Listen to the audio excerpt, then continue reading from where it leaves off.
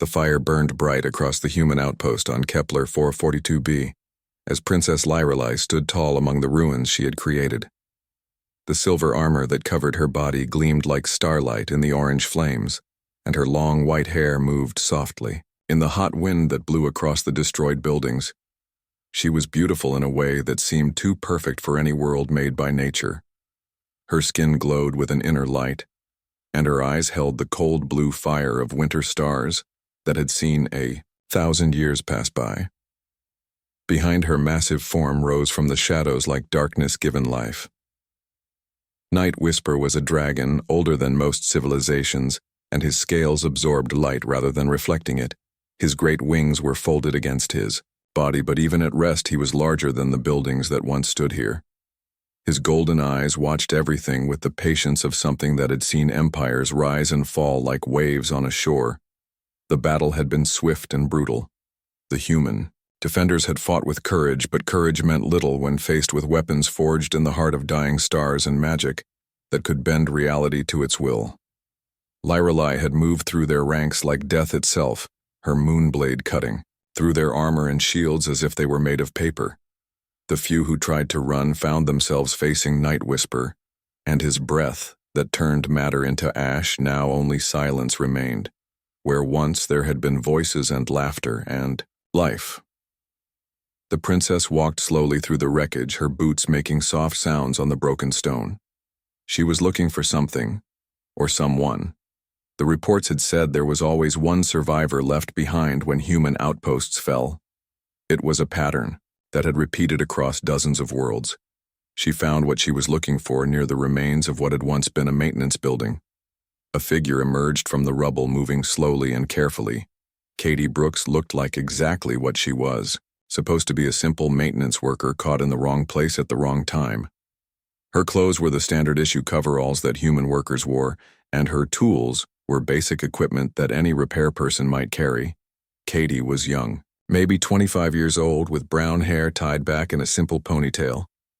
Her face was dirty from the dust and smoke, but her eyes were clear as she looked at the elf princess who had destroyed her world. She held a plasma wrench in her right hand, not as a weapon, but as if she had simply forgotten to put it down. Lyrelei smiled, and it was beautiful and terrible at the same time. She had done this dance many times before. The lone survivor would beg or try to run or sometimes even attempt to fight. It never mattered. The end was always the same. The princess would demonstrate the superiority of her people over these crude humans, and another world would fall under elven rule. The dragon moved closer, his great head lowering until he could see the human clearly. Night Whisper had bonded with Lyrelei when she was barely more than a child, and in all their years together, he had never seen her fail in single combat. She was perfection made, manifest, a warrior trained from birth in arts that humans could not even imagine. Katie stood still and waited.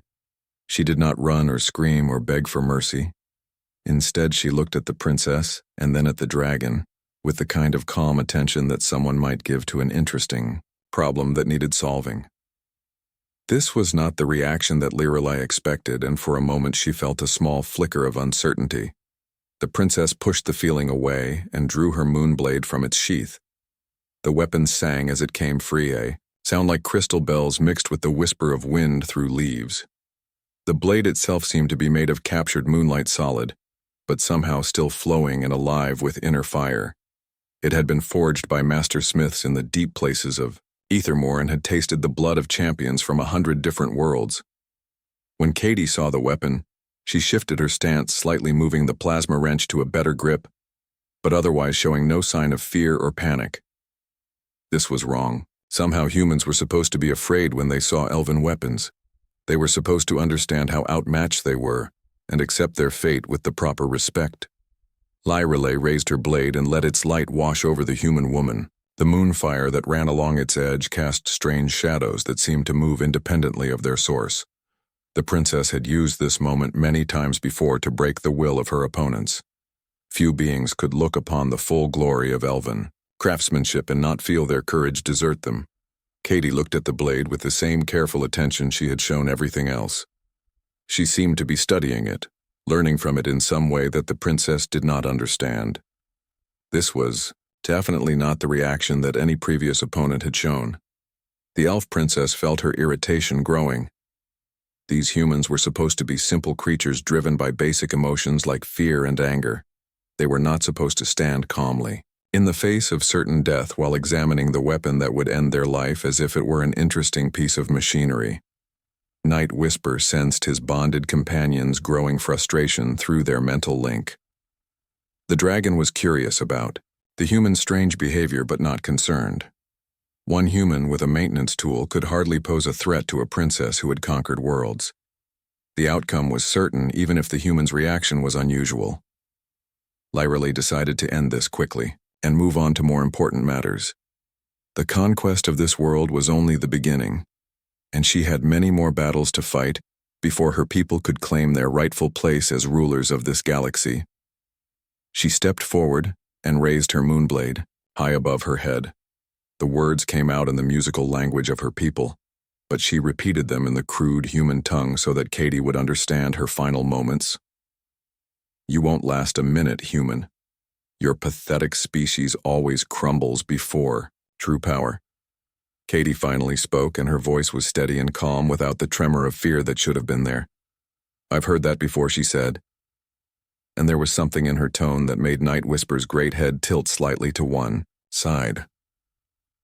The dragon felt a strange stirring in his ancient mind, as if some half-remembered instinct was trying to wake up after long sleep. He had lived through the rise and fall of many species and had learned to recognize the signs that marked the truly dangerous ones. But surely that could not apply to this simple human maintenance worker. Lyra began her attack, moving with the fluid grace that came from centuries of training and breeding. Her blade traced patterns in the air that would have been beautiful if they were not so deadly. Each movement flowed into the next without pause or wasted motion. This was the pinnacle of elven martial arts, refined over millennia into something approaching perfection. The princess expected the human to die quickly and cleanly as befitted someone who had at least shown courage in her final moments. Instead, something impossible happened. Katie moved. Katie moved like water flowing around a stone. The moonblade that should have taken her head instead cut only empty air as she stepped aside with a motion so small and precise that it seemed impossible. The princess felt the shock of missing her target run through her perfect form like lightning. She had not missed a strike in over 200 years. The human woman was already moving again, not away from the fight, but closer to it. Her plasma wrench came up in a defensive position that showed she understood how weapons worked even if she was holding the wrong kind. The tool sparked with energy as Katie thumbed the activation switch, turning a simple repair device into something that could cut through metal. Lyra recovered from her surprise with the speed that came from endless training.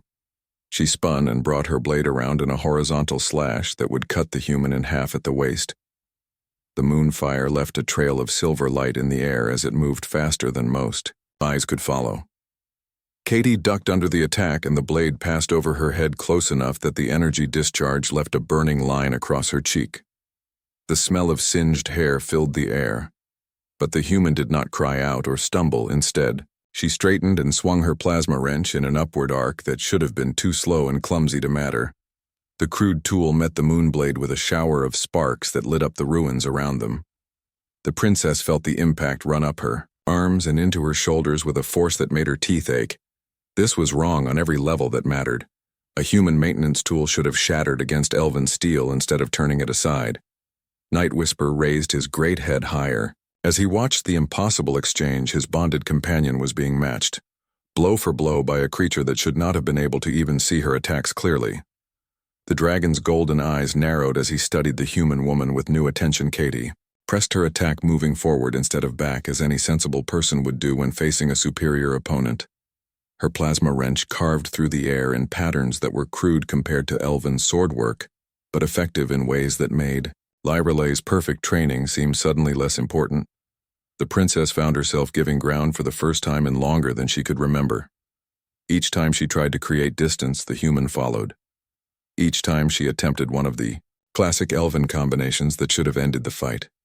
Katie was somehow not where the blade expected her to be. The moonblade sang again, as Lyrelai put more power behind her strikes. The weapon began to glow brighter as she channeled her inner fire through the crystal matrices built into its structure. This was power that could cut through starship armor and melt stone with its touch. Katie's plasma wrench met the enhanced blade and held the two weapons locked together in a contest of force that sent waves of energy crackling across the battlefield. The human woman's face was calm and focused as she matched strength with strength against an opponent who should have been able to crush her without effort. For a long moment they stood frozen in the deadly embrace of crossed weapons. The princess could feel the human's breath on her face and see the clear intelligence in her eyes. This close, she could also see something else that sent a chill through her perfect form. Katie. Brooks was not afraid, she was calculating. The deadlock broke when Katie shifted her weight and used the princess's own leverage against her. The plasma wrench slipped free and came around in a strike that Lyrelai barely managed to deflect. The crude tool scraped along the silver armor, leaving a deep gouge that glowed with heat. The elf princess staggered back and for the first time in centuries felt the sting of her own blood as it ran down her arm. The wound was small, but it should not have existed at all. Her armor was forged from metals that did not exist on any human world, and enchanted with spells that made it harder than diamond. Katie did not press her advantage. Instead, she stepped back and waited with the same patient calm she had shown from the beginning. This was the behavior of someone who understood fighting not as a contest of honor or skill, but as a problem to be solved with the right application of violence. Night Whisper felt something stir in the depths of his ancient mind that he had not experienced since the burning worlds of the Cascade War. The human was displaying the kind of controlled aggression that marked the apex predators of any species. She fought like someone who had learned that survival was more important than style. The dragon began to pay closer attention to details he had missed before. Katie's stance was wrong for someone trained in human martial arts, but perfect for someone who had learned to fight in zero gravity or confined spaces. Her breathing was controlled in a way that suggested training in environments where every breath mattered. Her eyes never stopped moving, always tracking multiple threats even when focused on a single opponent. Lyrelai wiped the silver blood from her arm and stared at the human woman who had done the impossible. This maintenance worker had not only survived the first exchange, but had actually wounded an elven princess. The very idea was so foreign to her understanding of the universe that she could barely process it. The princess raised her moonblade again, but this time there was uncertainty in her perfect posture. The weapon trembled almost imperceptibly as doubt crept into her mind like poison. If a human could wound her, then what else might be possible? What other assumptions about her superiority might prove to be false? Katie watched the princess with the same careful attention. She gave everything else. She could see the doubt beginning to take hold and knew that doubt was more dangerous to a warrior than any weapon. The human woman had fought enough battles to understand that confidence was often the difference between victory and death. The elf princess launched herself forward again, but this time, her perfect technique showed cracks where uncertainty had crept in. Her strikes were still deadly, but they lacked the absolute certainty that had marked her earlier attacks. She was thinking too much, and thinking was the enemy of the kind of instinctive perfection she had trained her whole life to achieve. Katie met the attack with her plasma wrench, but this time she did not simply defend. She moved like someone who had learned to fight in places where the rules did not apply. Her crude weapon struck the moonblade, and then continued moving to strike at joints in the armor, where even elven craftsmanship had to make compromises. The princess felt the impacts like hammer blows against her perfect form. Each strike found a weakness she had not known existed. Each blow taught the human something new about how elven armor worked and where it could be defeated. Katie was learning from every exchange, and that learning was making her more dangerous with each passing second. Night Whisper watched his bonded companion struggle against an opponent who should have been beneath her notice. The dragon's great mind began to work through possibilities that had seemed impossible only minutes before. The human was not winning through superior strength or speed or weapons. Instead, she was winning through something far more dangerous. She was winning through intelligence applied to the problem of killing. The battle continued with neither combatant able to gain a decisive advantage. Lyralay's superior training and equipment were balanced against Katie's ability to adapt and learn. The princess had power and skill, but the human had something that was proving more valuable. She had experience in the kind of fighting where surrender meant death and mercy was a luxury no one could afford as the two warriors circled each other among the ruins of the human outpost. Night Whisper began to understand what he was really watching. This was not a simple execution or even a duel of honor. This was a contest between two different philosophies of warfare, and the outcome would determine more than just who lived and who died. The dragon felt the first stirrings of something he had not experienced in many centuries. For the first time since bonding with the elven princess, he began to wonder if his companion might actually lose. The facade began to crack like ice under pressure. Katie Brooks, the simple maintenance worker, was disappearing, and something far more dangerous was taking her place. The change was subtle at first, just a shift in how she held herself and moved, but Night Whisper's ancient eyes caught every detail. Katie's footwork changed from the careful steps of someone avoiding danger to the predatory glide of someone who had learned to be the danger. Her grip on the plasma wrench adjusted slightly, and suddenly the crude tool seemed to fit her hand like it had been made for her. The way she tracked Lyralay's movements shifted from defensive awareness to the cold calculation of someone choosing the perfect moment to strike. The princess felt the change like a cold wind against her skin. The human woman was still the same person physically, but everything else about her was transforming. The maintenance worker coveralls now looked less like a uniform and more like camouflage that had served its purpose. The simple tools on her belt seemed to take on new meaning, as if they had always been weapons waiting for the right moment to be used. Lyralay pressed her attack harder, trying to end the fight before whatever was happening could complete itself. Her moonblade traced deadly patterns through the air, each strike carrying enough force to shatter stone, but Katie was no longer where the blade expected to find her. The human moved like flowing water, finding spaces between attacks that should not have existed. Katie struck back, and this time there was nothing crude or improvised about her technique. The plasma wrench moved in perfect economy of motion, no wasted energy, and no unnecessary flourish. Every strike was calculated to achieve maximum damage with minimum risk. The tool that had been a desperate improvisation moments before was now an extension of her will. The princess found herself forced back step by step as the human woman pressed forward with relentless efficiency. Katie fought like someone who had learned that battles were not won by honor or courage, but by being willing to do whatever was necessary when everything else failed. She used the environment, turning broken debris into obstacles and weapons. A chunk of concrete flew through the air as Katie kicked it toward the princess's face. Lyralay deflected it with her blade, but the distraction cost her a fraction of a second that the human used to close distance. The plasma wrench came up in a strike that would have taken the elf's head if she had not thrown herself backward. Night Whisper watched with growing fascination as his understanding of the situation shifted completely. This was not a maintenance worker fighting for her life. This was a predator who had been hiding in plain sight, waiting for the right moment to reveal her true nature. The dragon began to search his ancient memories for anything that matched what he was seeing.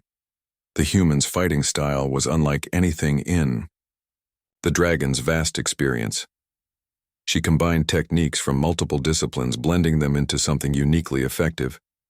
Katie moved like someone who had fought in zero gravity, but struck like someone trained in heavy gravity environments. She used distance like a knife fighter, but managed timing like someone who had battled in the confined spaces of starship corridors.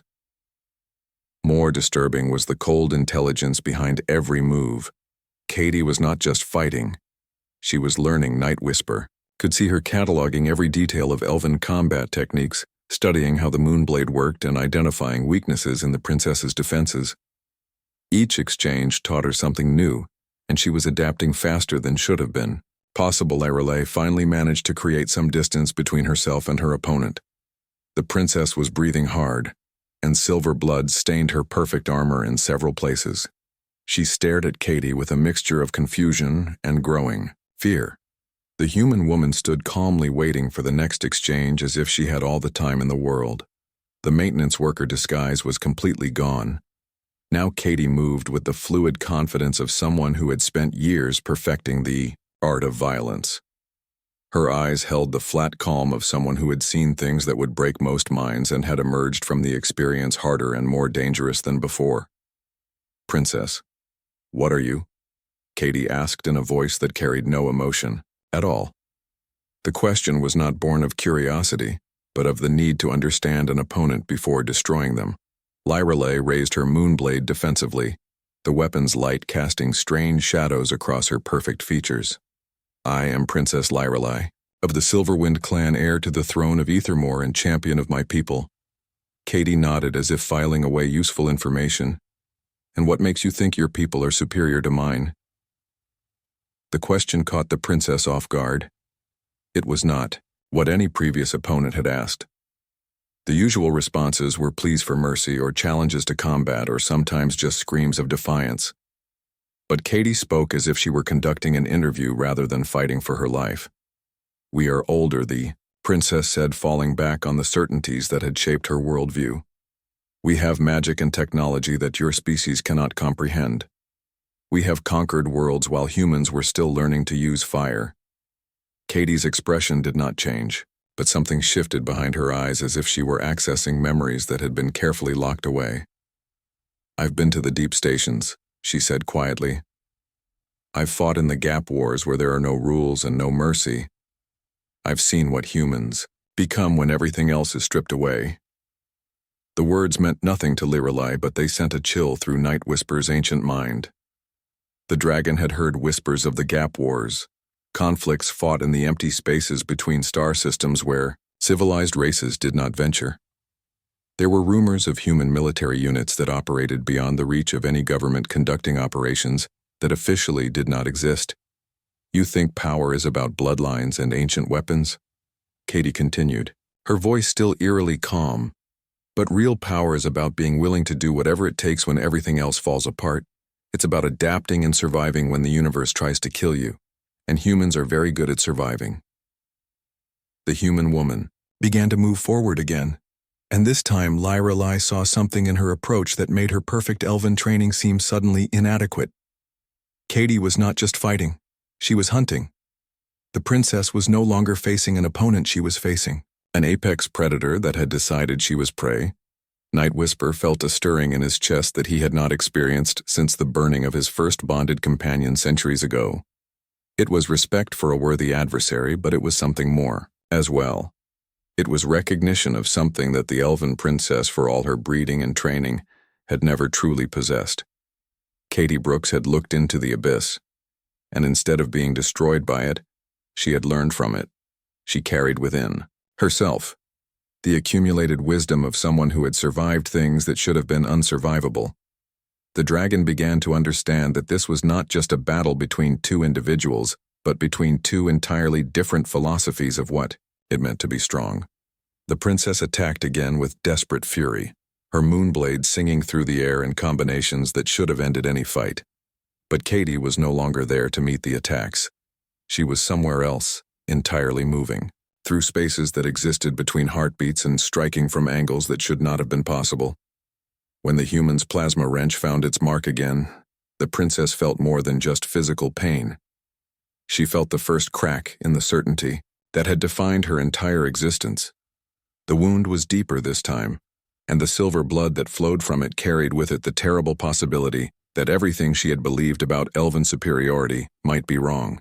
Night Whisper's golden eyes tracked every movement as his bonded princess stumbled backward, clutching a wound that should never have existed. The dragon had lived for over 3,000 years, and in all that time he had never seen Lyrelay truly hurt by an opponent. She was bleeding silver onto the scorched earth while a human maintenance worker stood calmly waiting for the next exchange. The ancient dragon felt something fundamental shifting in his understanding of the universe. He had bonded with Lyrelay when she was barely more than a child, drawn to her potential and the pure certainty of elven superiority that flowed through her bloodline.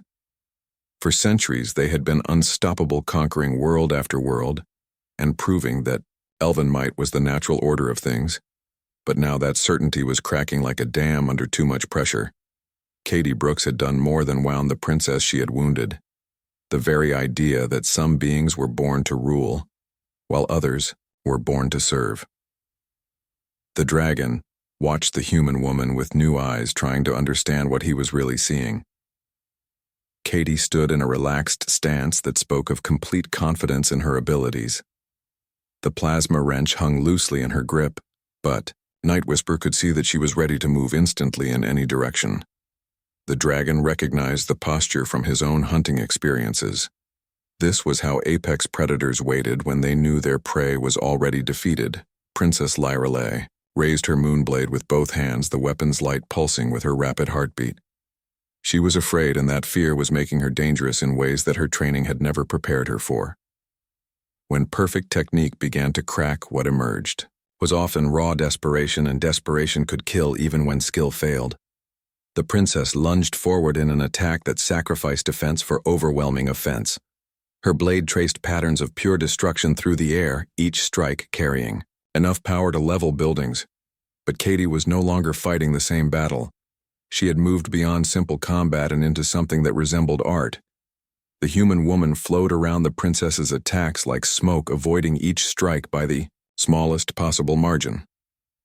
Her plasma wrench moved in counterpoint to the moonblade, finding openings that existed for fractions of seconds. Each time metal met energy, the crude human tool somehow managed to turn aside weapons forged in the hearts of stars. Night Whisper felt his ancient heart begin to race as he realized what he was witnessing. Katie was not just surviving the princess's assault, she was learning from it. Every exchange taught her something new about elven combat techniques, and she was adapting her own style to counter them. The dragon had never seen anything like it. The battle reached a crescendo as both combatants pushed themselves to their limits. Lyrelay fought with the fury of someone whose entire worldview was collapsing, while Katie responded with the cold efficiency of someone who had learned that survival meant being willing to embrace necessary violence. The clash of their weapons sent shockwaves across the ruined outpost. Then something impossible happened. Katie stepped inside the princess's guard, and instead of delivering a killing blow, she stopped. The plasma wrench hung motionless inches from Lyrelay's throat, while the moonblade trembled in hands that suddenly had no strength to hold it. The human woman could have ended the fight with a single movement, but she chose mercy instead. "Yield," said Katie, in a voice that carried no triumph, only a kind of weary sadness that spoke of too many victories that had cost too much. The princess stared at her opponent with eyes that held more confusion than anger. "Why do you spare me when you could claim victory?" "Because someone once spared me when I deserved death," Katie replied. And in those words, Night Whisper heard the echo of battles fought in places where mercy was a luxury that few could afford. Because killing you won't solve anything, and maybe there's another way. The dragon felt something profound shift in his perception of the human woman. This was not just a skilled fighter. This was someone who understood that true strength lay not in the ability to destroy, but in the wisdom to know when destruction was necessary and when it was not. Katie Brooks carried within herself the kind of deep understanding that came only from experiencing the full cost of violence. Night Whisper made a decision that would change the course of history. He broke the mental bond that had connected him to Princess Lyrelay for over 2 centuries. The severance was like tearing away part of his own soul, but the dragon knew that some choices could not be unmade.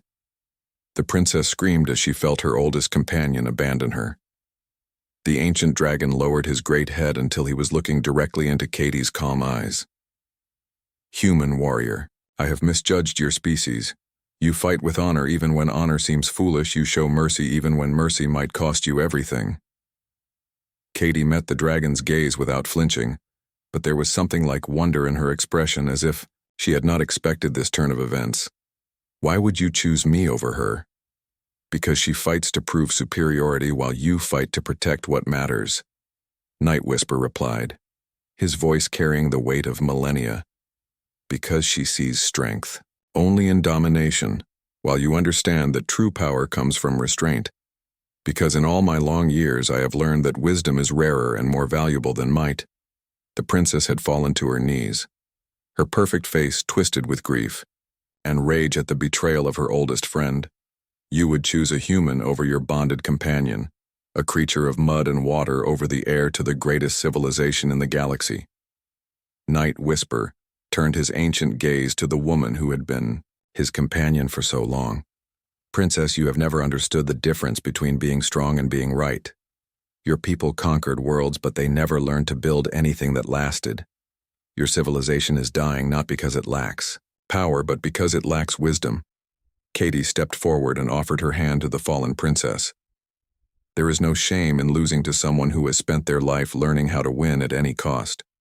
But there is wisdom in understanding that winning and being right are not always the same thing. Lyrelei looked at the offered hand as if it were a poisonous snake. How can you speak of wisdom when you have destroyed everything I believed in? I haven't destroyed anything. Katie replied gently, I've just shown you that what you believed was built on assumptions that were never tested. Your people are strong and skilled and ancient, but strength without wisdom is just destruction, waiting to happen. The dragon watched as the two women faced each other in the ruins of the outpost. The princess represented the old way of thinking that power came from bloodline and breeding and ancient tradition. Katie represented something newer and perhaps more dangerous, the idea that anyone could become powerful if they were willing to learn from their mistakes and adapt to changing circumstances. Night Whisper realized that this moment would be remembered as the turning point, when the old certainties finally gave way to new possibilities. The dragon had chosen to follow someone who understood that true strength came not from the ability to conquer, but from the wisdom to know when conquest was necessary, and when it was simply cruelty dressed up as justice. The ancient dragon spread his wings and felt the weight of history settling on his shoulders. He had lived through the rise and fall of many civilizations, and he knew that he was witnessing the birth of something new. The age of unquestioned elven superiority was ending, and what would replace it remained to be seen. The silence that followed stretched like a bridge between two different worlds. Princess Lyrelei sat among the ruins of her certainty, while Katie knelt beside her tending wounds that were more than just physical. The human's hands were gentle as she applied field medical supplies from her maintenance kit, transforming tools meant for fixing machines into instruments of healing. Night Whisper watched the strange tableau with eyes that had seen the rise and fall of countless civilizations. The dragon understood that this moment would echo through history, changing the course of events in ways that none of them could fully comprehend. The age of simple answers was ending, and what would replace it remained unwritten. Katie worked in silence, cleaning the princess's wounds with the same careful attention she had shown everything else. Her movements spoke of experience treating injuries under difficult conditions. The maintenance worker facade had been only partly false. She really did know how to fix things that were broken. Why do you help me? Lyrelei asked, her voice barely above a whisper. I came here to destroy your world, to kill your people, and prove that humans are nothing more than animals pretending at civilization, because someone taught me that the measure of a person is not what they do when they're winning, but what they do when they have the power to destroy and choose not to. Katie replied as she wrapped the princess's arm with synthetic bandaging. Your world is dying, and killing you won't save it, but maybe together we can find another way. The elf princess stared at her former opponent with confusion that went deeper than simple misunderstanding. Everything she had been taught about humans painted them as crude, violent creatures driven by base emotions and incapable of the higher thoughts that mark true civilization. Yet here was a human showing her mercy after defeating her in fair combat. Night Whisper's great head turned toward the stars visible through the smoke that still rose from the ruined outpost. The dragon's ancient mind was working through possibilities that had seemed impossible only hours before. If humans were capable of wisdom and restraint, then perhaps the coming war could be avoided. Your people believe that might makes right. The dragon said, his voice carrying across the battlefield like distant thunder. But this human has shown us that there is something beyond might. There is the choice of when to use power and when to set it aside. Lyrelei looked up at the dragon who had been her companion for centuries. How can you abandon everything we have built together? How can you choose her over our bond? I am not abandoning what we built. Night Whisper replied with infinite gentleness, I am trying to save it. Your people's empire is crumbling. Not because it lacks strength, but because it has forgotten that strength without purpose becomes just another form of weakness. Katie finished tending the princess's wounds and sat back on her heels. The human woman looked older now, as if the battle had stripped away more than just her disguise. Lines of exhaustion and old pain marked her face, showing the cost of the life she had lived. "I wasn't always a maintenance worker," she said quietly. "I was part of something called the Deep Strike Corps units that operated in the spaces between civilizations where no laws applied and no mercy existed. We fought things that officially didn't exist, and did things that history will never record." The princess listened with growing understanding as Katie spoke of wars fought in the dark between stars, conflicts where human ingenuity was the only thing standing between survival and extinction. The maintenance worker. Disguise had been perfect because it was partly true. After the wars, Katie had sought the simple peace of fixing things instead of destroying them. But peace is a luxury that some people don't get to keep. Katie continued, "When your ships appeared in our system and started destroying colonies, I knew that the old skills would be needed again. I knew that someone would have to stand up and fight." Night Whisper felt pieces of a larger puzzle clicking into place in his ancient mind. The human military had been preparing for this war longer than anyone had realized. They had units training in the deep dark, learning how to fight enemies who possessed superior technology and ancient wisdom. The maintenance workers and technicians scattered across human worlds were not all what they seemed. The dragon shared what he had learned through his mental link with the princess, showing her glimpses of human military doctrine that spoke of asymmetric warfare and adaptive tactics humans had studied every major civilization in the galaxy and had developed specific countermeasures for each one. They were not the crude primitives that elven intelligence had reported. "This changes everything," Lyrelay whispered as the implications became clear. "If humans are not what we thought they were, then our entire strategy is based on false assumptions. We have been preparing to fight barbarians when we should have been preparing to fight equals." Katie nodded grimly. "Your people are strong and skilled, and your technology is impressive, but humans have something that you don't. We have 1,000 different ways of thinking, because we come from 1,000 different worlds. Each colony developed its own solutions to survive, and we learned from all of them." The princess felt the foundations of her worldview shifting like sand beneath her feet. Everything she had been taught about human limitations was proving false. These were not simple creatures driven by animal instincts, but a species that had weaponized adaptability itself. Each human world was a laboratory for new ways of thinking and fighting. Night Whisper rose to his full height, his wings casting shadows across the battlefield. The dragon had made his choice. But now came the harder task of living with the consequences. He would have to convince other dragons that the old alliances were no longer viable, and that survival required new partnerships. "There is something you both need to understand," the dragon said, his voice carrying a weight of ancient knowledge. "Your peoples are about to face a threat that neither can handle alone. The Void Seekers have returned to this galaxy, and they bring with them weapons that can unmake reality itself." Katie and Lyrelay looked at each other with the sudden understanding that their personal battle was insignificant compared to what was coming. The Void Seekers were nightmares from the early days of galactic civilization, entities that existed between dimensions and fed on the collapse of ordered space. The only way to survive is to combine elven knowledge with human adaptability. Night Whisper continued. Ancient wisdom must work alongside new ideas, or both civilizations will fall. Your battle here today was not an ending, but a beginning. Katie stood and offered her hand to the princess once more. This time Lyrelay took it, allowing herself to be pulled to her feet. The two women faced each other not as enemies, but as representatives of species that would have to learn to work together or face extinction. The stars above them held no answers, only the promise of challenges that would test everything they thought they knew about strength and wisdom and the price of survival. The age of simple certainties was ending, and the age of necessary alliances was about to begin as they stood together among the ruins of the outpost. Katie, Lyrelay, and Night Whisper became the first members of something that history would remember as the coalition, the alliance that would either save two civilizations or watch them fall together into the dark between stars.